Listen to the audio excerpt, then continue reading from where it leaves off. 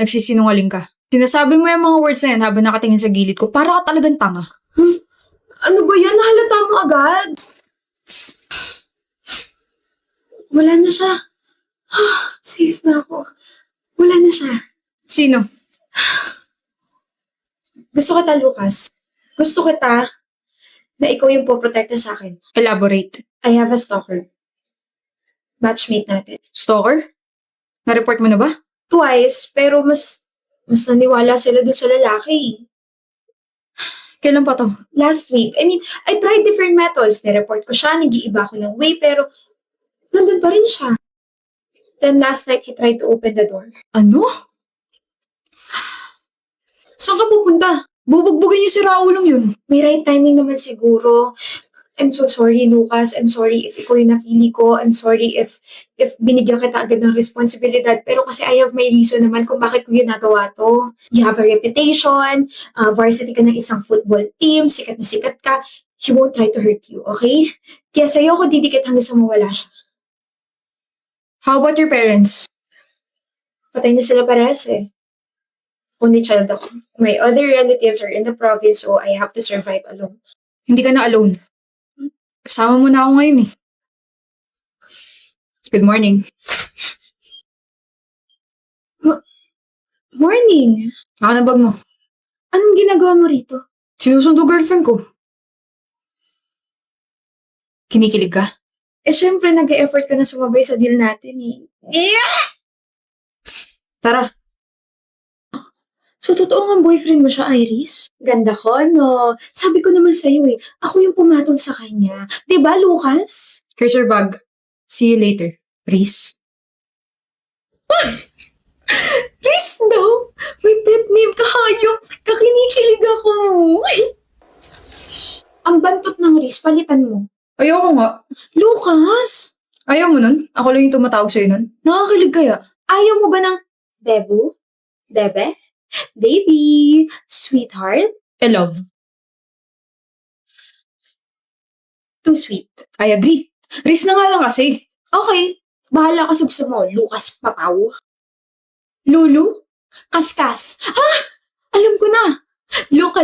I think I'm gonna die. I'm super genius. Luka. Luka. Wait! Ba nagsasawa sa mukha ko, Lucas? Kasi imagine mo 4 months na tayong magkasama. Madalas kaya ako nagsasawa sa pagmumukha mo.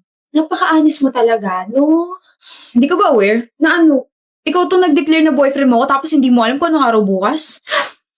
Friday bukas. Mansa rin natin bukas.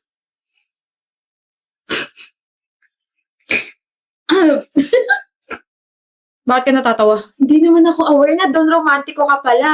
Hindi pa monster ko pa nalalaman dyan. Well, I'm just helping you. So? O di wag. Oo na, magse-celebrate na tayo. Ikaw nag-iiba na yung trato mo sa akin Delikado ka na. Ewan ko sa'yo. Hindi ka pa uwi? Mag-lock ka ng pinto Oo. Mag-double lock ka, mag-triple lock ka, huwag mo sayangin yung mga lock na binili ko para sa'yo, magsara ka ng windows, tapos magtabi ka ng pamayos sa side table mo para kapag may nakapasok dito sa apartment mo, mapoprotektahan mo yung sarili mo. Hindi. Dito na lang kayo ako matulog. Umuwi ka na nga, Lucas. Date mo ako kapag matutulog ka na Oo na, love. Anong love? Sa asta mo kasi parang tayo na talaga eh. Sige na, umuwi ka na. Ingat ka.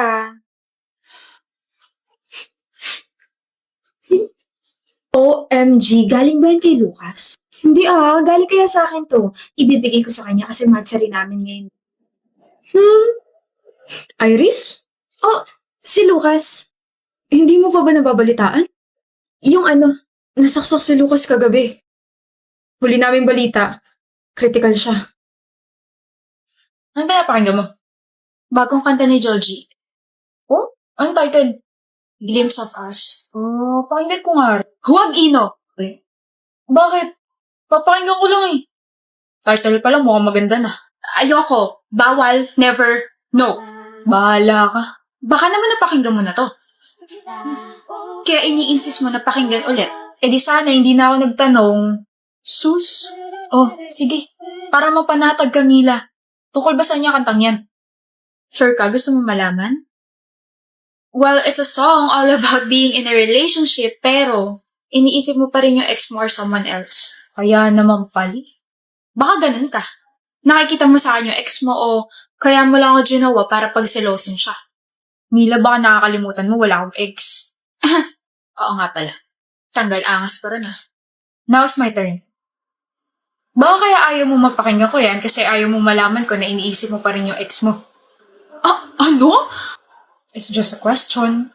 Hoy, hindi ah. You don't need to shout, Mila. Para kasi ang defensive pakinggan. Hindi ko siya iniisip. Hindi ko iniisip si Q. Wala naman akong binanggit na pangalan. Huh? Banana Q. Gusto ko ng Banana Q. Q pala ah. Hindi lang ikaw ang dapat tupakan, babe. Ako, si Ino, ay nagtatampo na sa'yo. Ay, sait mo na. Ino! Bakit parang bumaliktad yung sitwasyon? Kasalanan ko na? Joji, grabe ka na. Basic. Ira, may tanong ako. Gano'n na kaya katagal ni Ray? 2 months pa lang, bakit? Bagong-bago. Ano meron? Bakit mo tinatanong? Masakit sigurong maloko, no? Siyempre, emotional trauma yun eh. What if magloko siya? Anong gagawin mo? Iiyak malamang. Iyak ka na. Oh. Nakita ng friend ko na may kasamang ibang babae yung jowa mo kahapon. Pumuntang Ayala. Nag-date raw. Kahit hindi kita yung mukha ng babae, alam ko hindi ako to. Ano? Susuguri na ba natin? Jella? Oh, tama nga yung kutob ko. Naniloloko niya ako. Naniloloko niyo akong dalawa. Ano? Ikaw tong babaeng kasama ni Ray. Ha? Hindi ah. Ibang babae yan. Tsaka sa hotel niya ako dinala, hindi dun. Sa hotel ka dinala ng jowa ko? Gotcha. Ira, huwag kang aalis dyan dahil sasabunutan pa kita. At kung magsusumbo ka kay Ray, pakisabi na tatanga-tanga ka, kaya nabisto ko kayo. Don't worry. Sasapakin ko naman siya para goals kayo, di ba? Sabsabsan ka kakain mamaya. Pangit talaga na nickname mo sa akin. Tunog subsob. Kainis? Pero okay lang nabigyan kita ng nickname. Hindi. Okay, sabsab. Sa kantina ako kakain. Sabay ulit tayo. Malamang wala naman akong choice. Nga pala, ano number mo? Bakit mo kailangan? Survey lang. So, ibig sabihin marami kami pinagtanungan mo. Ha? Sabi mo, survey lang eh. Excuse lang kasi yun. Ito naman nagsiselos agad. Hindi ako nagsaselos. Kaya ako tinatanong kasi ang tagal na kitang gusto pero wala pa rin ako number mo. Nasa-chat mo naman ako. Di ko naman online palagi kaya hindi mo rin nababasa yung mga chat ko, di ba? Okay. 09 09 22 22 tutunog-tunog, umalis ka na sa harap ko dahil nandyan na si Sir.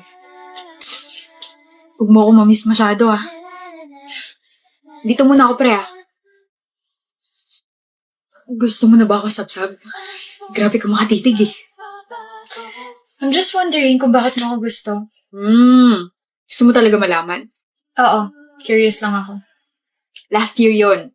Magkaiba pa tayo ng block noon. Tapos uwian, tapos umuulan. And then I got my first ever tres. Eh di ba yung tres sa atin, line of 7? Eh competitive tsaka achiever ako so hindi pwede yun. Tapos nakaupo ako sa bench, umiiyak. And then maya-maya, may nag-offer sa akin ng panyo.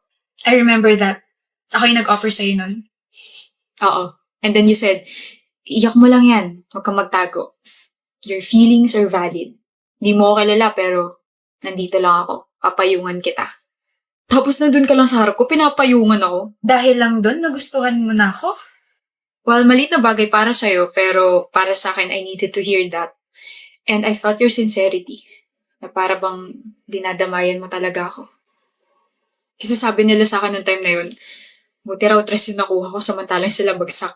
Tapos nagulat na lang ako, blackmate na kita ngayon? Na. Doon talaga nagsimula lahat. Sorry, ako na una. Akin na bag ko, Clark. Akin na to. Ako na una eh. That's move. Hahatid mo ulit ako. Oo. Magkaiba tayo ng way.